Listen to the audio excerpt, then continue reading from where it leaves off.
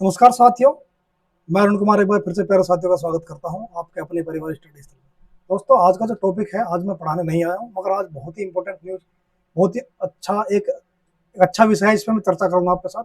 ठीक है, जैसा कि आप पीछे देख रहे होंगे और थंबनेल भी आपने देख लिया होगा कि आज 14 अप्रैल 2024 है ना। सभी जानते हैं कि विश्व रत्न बाबा साहब डॉक्टर भीमराव अम्बेडकर जी का जन्मदिन है और 134वीं जयंती मना रहे हैं हम। ठीक है, तो थोड़ा सा उनके बारे में, उन्होंने संघर्ष कैसे किया और कहाँ से यहाँ तक आए थे, और 1956 तक, 1891 से लेकर के 1956 तक का जो सफर था उनके जीवन का, वो कैसे संघर्ष में बीता है ना। वैसे तो भारतीय इतिहास जो है किसी बढ़ाइयों का मोहताज नहीं है, क्योंकि भारतीय इतिहास में ऐसे ऐसे ऐसे ऐसे युवक हुए हैं, ऐसे ऐसे महान विभूतियां हुई हैं भारत की, जिनका इतिहास अलग ही है। मतलब एक उत्तेजना देता है हमें सोचने के लिए भी, हमें समझने के लिए भी कि इस परिस्थिति में इंसान क्या क्या कर सकता है। ठीक है, तो उनके जो बाबा साहब डॉक्टर भीमराव अम्बेडकर जी हैं, उन्होंने कुछ मिशन बताए थे, कुछ चलाए थे, कुछ हमारे जीवन में जो योगदान उनका रहा है, संविधान में उनका योगदान जो रहा है, या पूरे भारत के लिए उनका क्या क्या योगदान रहा है, पूरे समाज के लिए, जो अलग कैटेगरीज है उनके लिए, स्पेशल कैटेगरीज के लिए, या सामान्य ओबीसी एससी एसटी सभी के लिए जो उनका योगदान रहा है, उसके बारे में आपको थोड़ा सा चर्चा करूंगा। ठीक है, कुछ चीजें ऐसी हैं जिन्हें लोग गलत समझ लेते हैं, कुछ ऐसी भी है जिनको लोग बेटर समझते हैं, उनके बारे में आज मैं चर्चा करके जाऊंगा आपके साथ। तो बहुत ही अच्छी वीडियो रहने वाली है प्यारे साथी, आप पूरी वीडियो देख कर जाएं और लास्ट में कमेंट करके बताएं, अपना सजेशन दें, आपका फीडबैक दें अपना, कि जो हमारी वीडियो कैसी रही है। ठीक है भाई, चलिएगा। तो मैं बताता हूँ, आज सभी जानता हूँ, जानी मानी हस्ती का कोई मैं इतना बड़ा वो नहीं हूँ कि इनके बारे में सब चीजें बताऊँ। ठीक है, सब जानते हैं इनके बारे में, कोई दुनिया में ऐसा देश नहीं है जो इनके बारे में न जानता हो। ठीक है, पूरी दुनिया भर में जयंती मनाई जाती है डॉक्टर बाबा साहब भीमराव अम्बेडकर जी की। ठीक है भाई, ये भारत की बात नहीं है, भारत से अलग भी बहुत ज्यादा अच्छे लेवल पर अदर कंट्रीज जो है, चाइना है, यूएसए है, कोलंबिया है, कोलंबिया में मतलब जो यूनिवर्सिटी है उसमें जाकर के, जापान है और इंग्लैंड में, सभी जगह इनकी जयंतियां, मतलब पूरे भारत के को छोड़ करके अदर जो विश्व है सभी जगह इनकी जयंती मनाई जाती है। ठीक है, ये बाबा साहब डॉक्टर भीमराव अम्बेडकर जी, इनके बारे में बताता हूँ थोड़ा सा। ठीक है भाई प्यारे साथी, जन्म सभी जानते होंगे, जन्म हुआ था कि 14 अप्रैल सन 1891 और 1 मसीहा जन्मा था एमपी के महोगांव में। इस परिस्थिति में पढ़े, इस परिस्थिति में पले बड़े, कि आज जो कंडीशन हम देख रहे हैं ना, आज में पढ़ने का अधिकार है, बोलने का अधिकार है, जीने का अधिकार है, ये सब चीजें किसके अनुसार है? संविधान के अनुसार है। और संविधान में बहुत बड़ी भूमिका रही है डॉक्टर भीमराव अम्बेडकर जी की। मैं ये नहीं कह रहा कि डॉक्टर भीमराव अम्बेडकर जी ने संविधान बनाया था, क्योंकि संविधान बनाना किसी एक के बस के काम नहीं था। संविधान बनाना किसी एक व्यक्ति के बस के काम नहीं था, क्योंकि संविधान, एक भारत का संविधान, पूरी दुनिया का सबसे बड़ा संविधान हमारा लिखित संविधान है, और सबसे अच्छा संविधान हमारे भारत का संविधान है।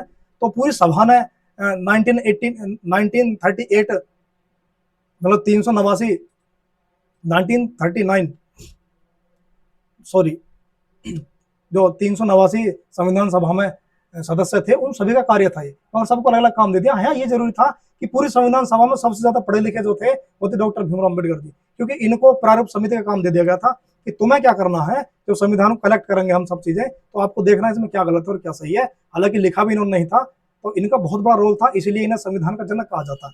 ठीक है, फादर ऑफ इंडियन कॉन्स्टिट्यूशन कौन? डॉक्टर भीमराव अम्बेडकर जी। जन्म 14 अप्रैल सन 1891 एमपी, और एमपी में बेटा कहा? महू, एमपी में एक जगह पड़ती है महू में। ठीक है, इनका जन्म हुआ था। मगर मृत्यु की बात करें तो मृत्यु इनकी 6 अप्रैल 1956 को दिल्ली, और इनकी जो जो समाधि है, मतलब जहां पर ये अंतिम संस्कार हुआ था इनका, तो हम चैत्रा भूमि बोलते हैं। ठीक है, क्या बोलते हैं भैया? चैत्रा भूमि से हम कहते हैं। ठीक है, बहुत सारे योगदान है। पत्नी का नाम रमाबाई, 1906 में शादी हुई, 1935 तक पत्नी रही थी इनकी पहली पत्नी। इनकी दूसरी पत्नी थी सविता अम्बेडकर, जो 1948 से 56 तक रही थी। ठीक है भाई, बाबा साहब भीमराव अम्बेडकर जी ने ऐसी कंडीशन में मतलब आगे बढ़कर समाज को दिखा दिया। ये कहते थे ना कि अकेला चना भाड़ नहीं फोड़ता, अकेला चना भाड़ नहीं फोड़ता, मगर बाबा साहब ने दिखा दिया कि अकेला चना भाड़ नहीं फोड़ता, मगर यदि उछलकर भड़बूजे की आंख में गिर जाए तो उसकी आंख जरूर फोड़ सकता है। ठीक है, तो बात करते हैं। पिताजी का नाम था रामजी सकपाल। पिताजी का नाम क्या था? रामजी सकपाल। बचपन में जब स्कूल पढ़ते थे, स्कूल जाते थे, तो मतलब पहली बात तो इन्हें एडमिशन नहीं था, एक स्पेशल वर्ग। इस कंडीशन को आप सोचो, महसूस करो कि क्या कंडीशन थी उस समय की। कुछ 10% लोगों को पढ़ने का अधिकार था। ठीक है, एक स्मृति जो बना दी किसी इंसान ने, मनुस्मृति बना दी, उसके अनुसार समाज चल रहा है, वर्ण व्यवस्था बना दी। तो ऐसा क्या होता है कि जो जन्म के अनुसार कोई नीच पैदा हो गया, जन्म के अनुसार कोई उच्च पैदा हो गया, जन्म के अनुसार कोई कुलीन हो गया, और जन्म के अनुसार ही कोई नीची कैटेगरी का हो गया। बेटा ये चीजें गलत है। इसी चीज को खत्म किया पूरे भारत की मेहनत से, और डॉक्टर भीमराव अम्बेडकर जी का जो संविधान में बहुत बड़ा रोल रहा था उसके बारे में। इनकी जो माता थी भीमाबाई, ठीक है, इनके जन्म के बारे में मैंने कुछ चीजें आपको बता दी है। आगे बात करते हैं क्या, ये आप देख सकते हैं इनकी फोटो। अब शिक्षा के बारे में बात करें, 7 नवंबर सन 1900 को 7 नवंबर सन 1900 को इनका पहला एडिशन हुआ था। वहां पर जो प्राइमरी स्कूल था महाराष्ट्र का, वहां पे इनका एडिशन हुआ। और इसी दिन को 7 नवंबर को ही महाराष्ट्र में, पूरे महाराष्ट्र में इसी दिन को क्या नाम है, विद्यार्थी दिवस के रूप में मनाते हैं। क्या मनाते हैं भाई? विद्यार्थी दिवस के रूप में मनाते हैं। और सतारा में इनका महाराष्ट्र में पहली बार एडिशन हुआ था। सतारा है ना, सतारा एक रियासत पड़ती थी उस समय।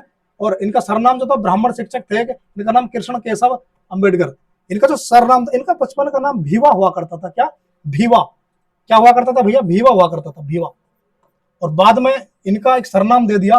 किसने दे दिया? इनका सरनाम, ब्राह्मण शिक्षक थे इनके, कृष्णा केशव अम्बेडकर। उन्होंने कह दिया कि आज के बाद मैं अपना सरनाम तुम्हें देता हूं कि आज के बाद तुम भीमराव अम्बेडकर के नाम से जाने जाओगे, क्योंकि अम्बेडकर जो सरनाम है एक ब्राह्मण शिक्षक ने दिया था। ठीक है, तो ऐसे ऐसे लोग भी उस समय थे। हालांकि कुछ कुरीतियां भी थी मगर कुछ अच्छे लोग भी थे। ठीक है भाई। स्नातक 1907 में इन्होंने मैट्रिक्स कर लिया, 1912 में इन्होंने स्नातक कर लिया। 1912 में इन्होंने स्नातक कर लिया। उपाधियों की बात करें तो 32 डिग्रियां थी बाबा साहब के पास, 32 डिग्रियां और 9 भाषाओं का ज्ञान था।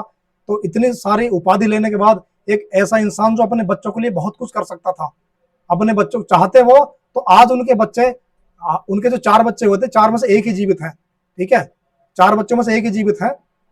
तो चाहते तो उस बच्चे के लिए बहुत कुछ करके जा सकते थे, मगर उसके पास, मतलब उसके लिए उन्होंने कुछ ऐसा कुछ नहीं किया, क्योंकि वो चाहते थे कि पूरे समाज का भला हो, पूरे इस दलित वर्ग का भला हो, पूरे इस दबे कुचले वर्ग का भला हो। ठीक है, एक ऐसी स्थिति आप सोचोगे कि एक बच्चे का जब एडिशन पहली बात तो हो नहीं हो रहा, वह क्यों था? क्योंकि उनके पिताजी जो थे सकपाल जी, उनके पिताजी जो थे ना सकपाल जी, वो ये पिताजी रामजी सकपाल, ये जो है ब्रिटिश सेना में थे, ब्रिटिश सेना में थे।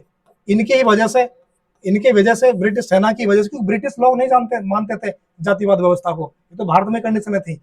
इनकी वजह से इनका एडमिशन हो गया स्कूल में, और एडमिशन होने के बाद आगे इन्होंने पढ़ाई चालू करी। और हालांकि एडमिशन हुआ तो इन्हें क्लास के बाहर बैठा के पढ़ाया जाता था।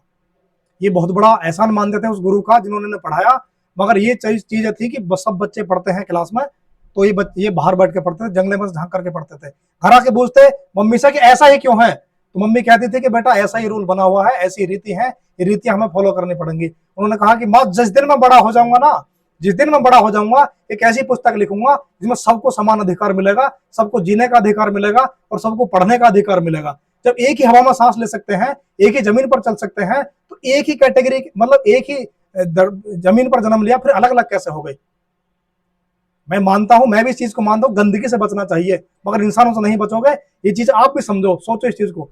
अगर आप इंसानों से बचने लगोगे तो फिर क्या भारत रह गया? ये सनातन धर्म जो है पीछे से ऐसी महान नहीं हुआ, मगर कुछ कुरीतियां हैं जिन्हें आपको भी त्यागना है और सभी को त्यागना है, ये संविधान भी कहता है। ठीक है भाई। तो कोलंबिया यूनिवर्सिटी में इन्होंने एमबीए किया, और लंदन स्कूल ऑफ इकोनॉमिक्स से इन्होंने एमएससी और डीएससी की डिग्री प्राप्त की। ये जो स्नातक समझ रहे हो ना, स्नातक कहाँ गया, स्नातक करने वाले, ये बहुत बड़ी विडंबना है कि उस समय महार जनजाति, कहाँ ये जन्मे थे? महार जनजाति में, महार जनजाति। तो उस समय महार जनजाति अछूत मानी जाती थी। क्या उस समय महार जनजाति अछूत मानी जाती थी? और इस महार जनजाति में जन्मे पहले स्नातक हुए थे भैया। कैसा? पहले ऐसे व्यक्ति जिन्होंने स्नातक किया था महार जनजाति। तो कितनी बड़ी बात थी। ठीक है भाई, आगे चलते हैं। 9 भाषाओं का ज्ञान और 32 उपाधियां इनके पास थी। इतना अच्छा ज्ञान था इन्हें। मगर एक ही चीज थी, ये इन्होंने सब तरह देखा, मगर एक ही कंडीशन के साथ, इनकी लड़ाई ब्राह्मणों से नहीं थी, इनकी लड़ाई ब्राह्मणवाद से थी। लड़ाई ब्राह्मणों से नहीं थी, मगर उससे थी लड़ाई जो ब्राह्मणवाद का साथ देते थे। ठीक है, आप इस चीज को सोचो कि भगवान के सब बनाए हुए हैं, सभी हम लोग, आप लोग सब भगवान के बनाए हुए हैं, मगर उस भगवान ने इतनी बड़ी गड़बड़ कैसे कर दी कि कुछ ऐसा है कि जो बिल्कुल उच्च है, कुछ निम्न है, कुछ मध्यम है। तो ऐसा कैसा हो सकता है? हालांकि सभी बनाए हुए भगवान के हैं। एक और कंडीशन ऐसी आती है कि एक ऐसा भगवान जो एक विशेष जाति जो भगवान का नाम ले सकती है, भगवान का एजेंट बनाया हुआ भगवान ने, और ऐसी एक विशेष जाति जो नाम लेते में भी भगवान अछूत हो जाएगा। तो ऐसी क्या कंडीशन पैदा हुई थी भाई उस समय? इस बुरी परिस्थिति से निकल कर बाबा साहब भीमराव अम्बेडकर जी ने बहुत कुछ किया, जो समाज के लिए किया। और पूरे देश के लिए ही बहुत कुछ किया।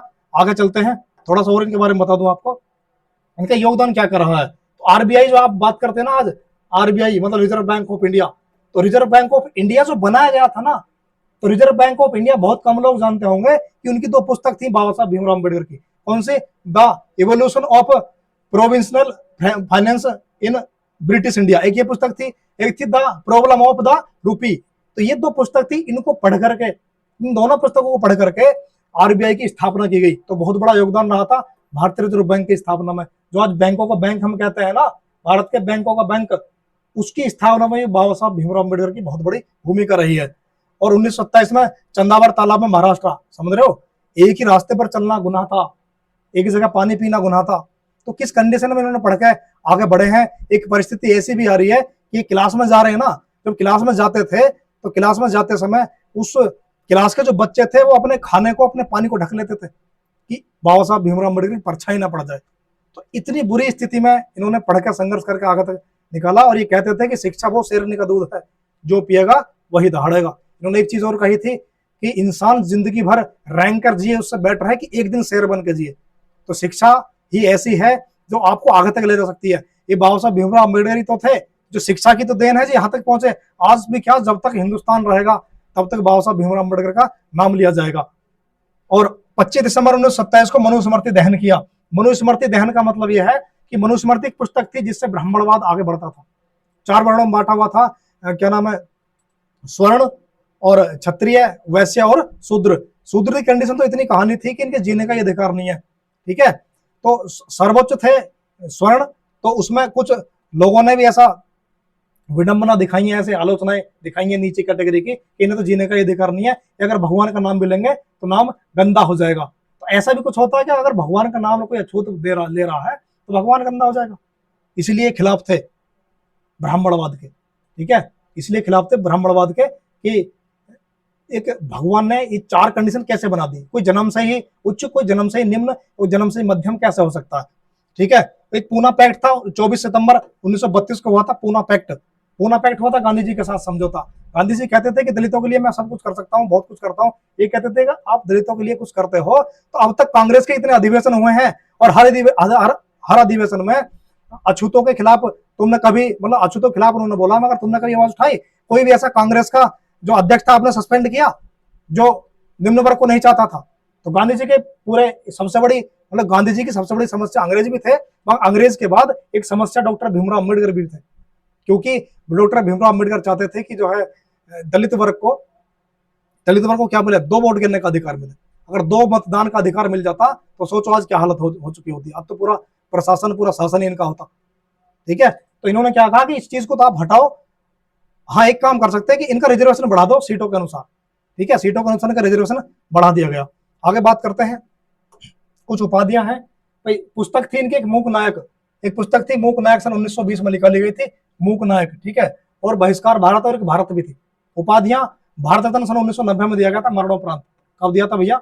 मरणोपरांत दिया गया था, मरणोपरांत भारत रत्न दिया गया कब?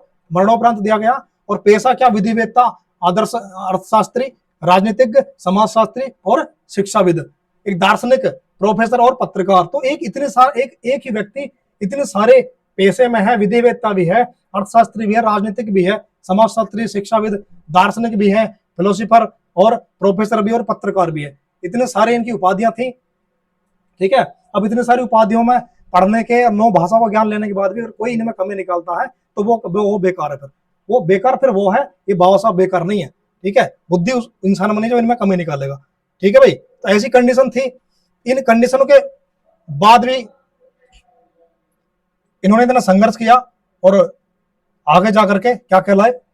भारत रत्न डॉक्टर भीमराव अम्बेडकर जी, जिन्होंने संविधान का जनक इन्हें कहा जाता है। एक कंडीशन मैंने की और बताता हूं आपको, ठीक है। ये जब यहाँ से स्नातक करने जा रहे थे, तो स्नातक करने कोलंबिया यूनिवर्सिटी स्नातक करने जा रहे थे, तो इन्हें $11.5 प्रति माह फेलोशिप मिलता था, ठीक है।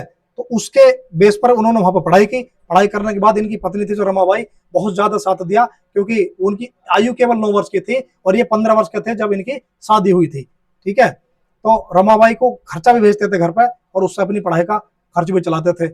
एक बार मतलब रातों रात किताब इतनी पढ़ते, इतनी किताब पढ़ते, बस इनका ज्ञान था कि घंटा भरे 2 घंटे सो जाओ, मगर किताब ही किताब पढ़ना, रात दिन किताब ही किताब पढ़ना। सन 1956 में जब इनकी मृत्यु हुई थी तो इन्होंने कितनी किताब दी, 35,000 लगभग किताब इनके पास थी। इनके पास लगभग 35,000 किताबें थी, ठीक है, बाबा साहब के पास।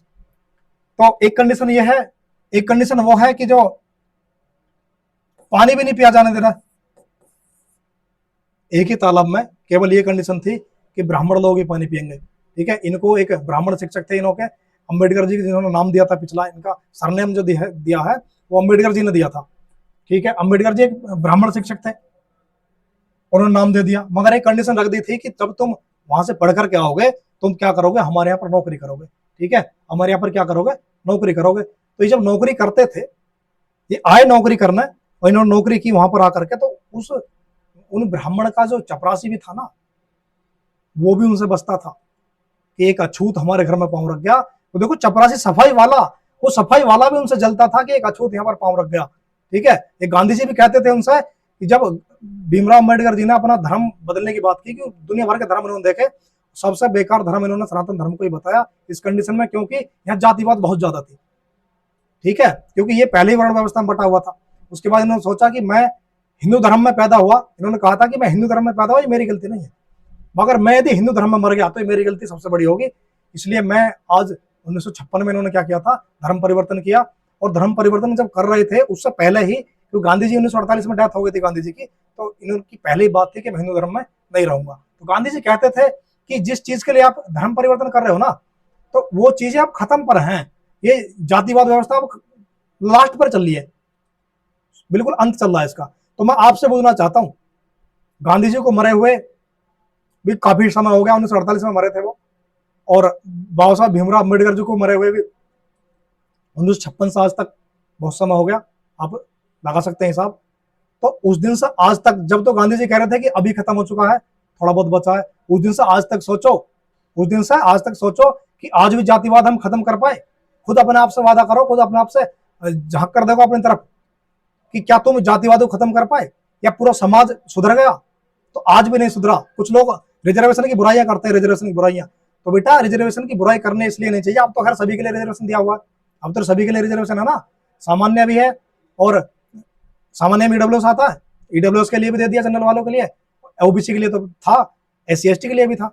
मगर एक कंडीशन वो है, जैसे एक मैच चल रहा है, एक मैच चल रहा है, और मैच में एक दीवार खड़ी है 5 फुटी, और एक 6 फुटा बंदा उसे पूर्व देख सकता है, मगर एक 4.5 फुटा बंदा उसे नहीं देख सकता, तो उसे बराबर करना है जिससे कि वो भी मैच देख पाए। तो रिजर्वेशन तो बेटा बुराई नहीं करनी चाहिए। हाँ, एक चीज तो मैं भी कहूंगा, रिजर्वेशन जाति देखकर ना दिया जाए, रिजर्वेशन इकोनॉमिक कंडीशन देखकर दिया जाए, इस बात को तो मैं भी कहूंगा। एक ऐसा सुधार भी किया जाए, बहुत सारे सुधार तो सरकार करती है, कभी कोई पॉलिसी कभी कोई पॉलिसी, एक ऐसी पॉलिसी बुला दे कि कोई भी इकोनॉमिक कंडीशन के आधार पर सबको रिजर्वेशन दे दिया जाए, ठीक है। तो ये कंडीशन थी।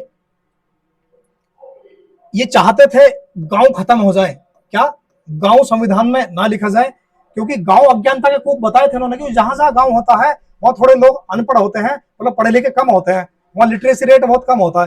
तो इसीलिए ये कहते थे कि गांव को संविधान से हटा दिया जाए, गांव में जातिवाद ज्यादा होता है। और यही कंडीशन आगे रही, जब संविधान बनाकर संविधान सभा को सौंपा था, पूरे देश को सौंपा था, तो एक बात कही थी बाबा साहब ने कि ये संविधान है, अगर अच्छे हाथों में गया तो दुनिया का सबसे अच्छा संविधान अपना होगा, और यदि किसी गलत हाथ में चला गया तो इससे बुरा संविधान भी कुछ नहीं होगा, क्योंकि संशोधन की प्रक्रिया इसमें दी थी, मगर एक कंडीशन कह दी थी कि मूल ढांचा नहीं बदलना चाहिए, ठीक है। एक कंडीशन वो थी।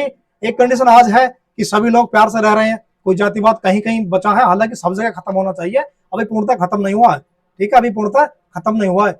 आज मैं एक कंडीशन बताऊं, अभी 2020 में एक बीमारी आई थी कोरोना, 2020 में कोरोना बीमारी आ गई थी, छूत मतलब टचेबिलिटी की बीमारी थी, किसी को टच कर दिया तो उसको बीमारी हो जाती थी। सोचो आज तो ये बीमारी आई है, उस समय जब ये प्रोफेसर थे, और प्रोफेसर जब क्लास में जाएगा और क्लास से जब ऑफिस से वापस आएगा तो उस ऑफिस को भी धोआ जाता था गंगा जल से, क्योंकि अछूत हो गया। तो सोचो उस समय क्या कंडीशन उन्होंने काटी होगी, पूरा जीवन उन्होंने ऐसे काट दिया, पूरा समाज के लिए, अपने लिए कुछ नहीं किया, और अपने माता पिता की 14वीं संतान थे, 14वीं संतान, ठीक है। इनके वंशज आज भी महाराष्ट्र में रह रहे हैं, वो राजरत्न अम्बेडकर जी जो हैं शायद इनके वंशज हैं, ठीक है। तो इन्होंने अपने लिए कुछ नहीं किया, जो कुछ किया समाज के लिए, बहन बेटियों के लिए किया। एक कंडीशन वो थी कि भगवान का नाम लेने पर एक बच्चे की जीभ काट दी जाती है, क्योंकि वो दलित समाज का, क्योंकि वो निम्न वर्ग का है। ये कंडीशन को खत्म करने के लिए ये संविधान की हमें जरूरत पड़ती है ना। आप खुद बताओ, दास प्रथा क्या ठीक थी? आप खुद बताओ, दास प्रथा ठीक थी क्या? आप खुद बताओ कि जो सती प्रथा थी, सती प्रथा वो ठीक थी क्या? ठीक है, आप बताओ बंधुआ मजदूर ठीक था क्या? तो ये सब चीजें अंग्रेजों ने भी सुधार किया इनमें, मगर बाद में जो बाबा साहब भीमराव अम्बेडकर जी ने संविधान में लिख दिया, मतलब लिखवा दिया पूरी संविधान सभा से, कि बहुत चीजें सुधर गई हैं तब से। ठीक है, तो बेटा इसी चीज के लेकर के मैं आज अपनी वाणी को विराम दूंगा। ठीक है, और इसका वीडियो को देख करके बाद में बताना कि आपका, मतलब मैंने जो बोला है इसमें कुछ गलत तो नहीं बोला, जो आपकी राय क्या है। कोई भी जातिवाद, कोई भी धर्मवाद को लेकर बात नहीं करेगा, कोई भी कमेंट ऐसे नहीं करेगा इसमें जातिवाद की बात की जाए। ठीक है भाई, तो साथियों नमस्कार, मिलते हैं आपसे कल, क्लास चलेंगे हमारी कंटिन्यू। ठीक है, तो जय हिंद, जय भारत, जय भीम, वंदे मातरम।